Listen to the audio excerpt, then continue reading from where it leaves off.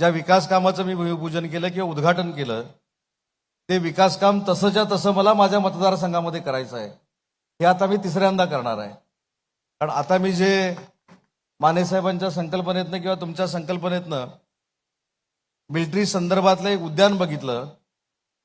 हे महाराष्ट्रातलं असं एक उद्यान आहे की जिथं येऊन सैनिकांना मानवंदना दिली पाहिजे आणि हे माझ्या मतदारसंघामध्ये देखील असावं असं मला वाटलं। पण ऑलरेडी त्याला देखील पैसे श्रीकांत शिंदे साहेबांनी ऑलरेडी मला देऊन ठेवलेले आहेत।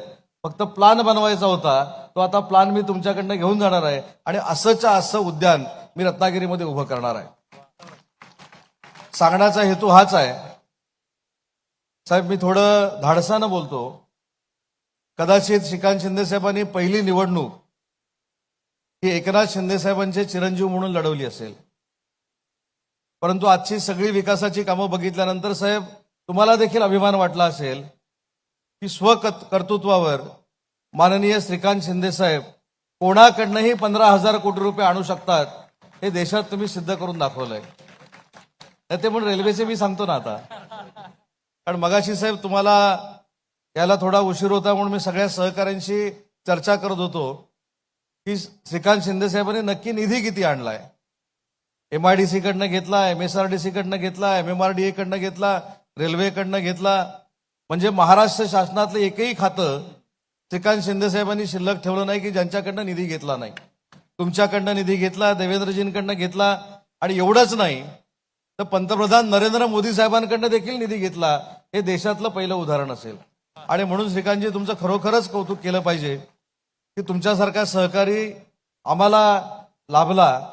आणि म्हणून कधी कधी मला असं वाटतं नाही चुकलं, PWD कडनं पण घेतला, मी शब्द मागे घेतले, PWD राहिलं माझ्याकडनं।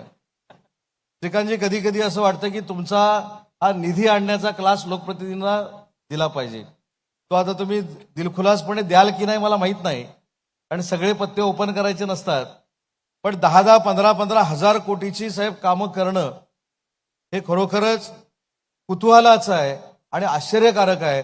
आणि म्हणून श्रीकांतजी मी आपल्याला मनापासून धन्यवाद देतो। आणि MIDC कडनं आपण सांगितलं की निधी मागितला, पण तुमची जी पाठपुराव्याची जी पद्धत आहे ही मी कधी कुठेही जगात बघितलेली नाही।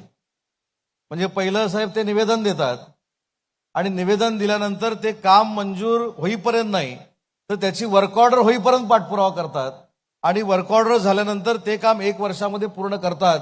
हे जर महाराष्ट्रामध्ये कुठं बघायचं असेल तर तुम्हाला श्रीकांत शिंदे साहेबांच्याच मतदारसंघामध्ये यावं लागेल। एवढं चांगलं विकासात्मक काम श्रीकांत शिंदे साहेब तुम्ही उभं केलेलं आहे आणि म्हणून आम्हाला सगळ्यांना अभिमान आहे। पण अजून एक धाडसानं सांगतो, शेवटी बाप तो बापच असतो।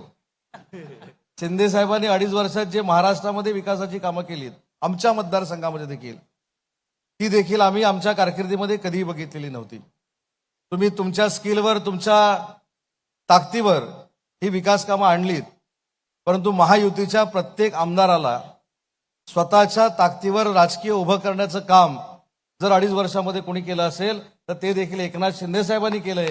हे देखील जाहीरपणाने इथं मला सांगितलं पाहिजे।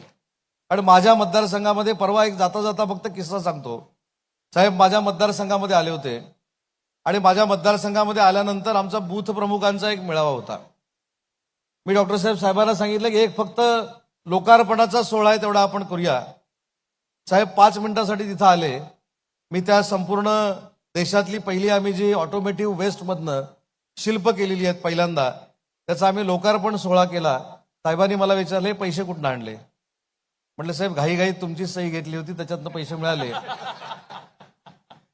आणि जवळजवळ 25 कोटी रुपयाची ती वास्तू आम्ही तयार केली, तारांगण आम्ही तयार केलं, अरबी समुद्राच्या बाजूची शिवसृष्टी तयार केली। हे सगळं श्रेय जे आहे हे मनापासून सांगतो की मुख्यमंत्री जर एकनाथ शिंदे साहेब झाले नसते तर हा कोकणातला विकास आम्ही बघू शकलो नसतो। ही देखील वस्तुस्थिती आहे आणि म्हणून या कार्यक्रमाला येत असताना तुमचं देखील मनापासून कौतुक करतो आणि शिंदे साहेब तुम्हाला देखील धन्यवाद देतो की तुम्ही विकासाला कधीही निधी कमी पडू दिला नाही। आता चव्हाण साहेब आपण या ठिकाणी एक मागणी केलेली आहे की जिमखान्याची, मी साहेबांना इथं सांगितलं की साहेब तुमचा जर आदेश असेल तर त्याच्यामध्ये ते देखील आपण मार्ग काढू। पण श्रीकांतजींनी या ठिकाणी सांगितलं, मी शब्द देतो श्रीकांतजी तुम्हाला MIDC मार्फत जे तुम्ही मागाल ते चांगल्या कामासाठी कधीही तुम्ही जे मागितले ते दिलंच आहे. भविष्यामध्ये देखील हक्कानं मागा.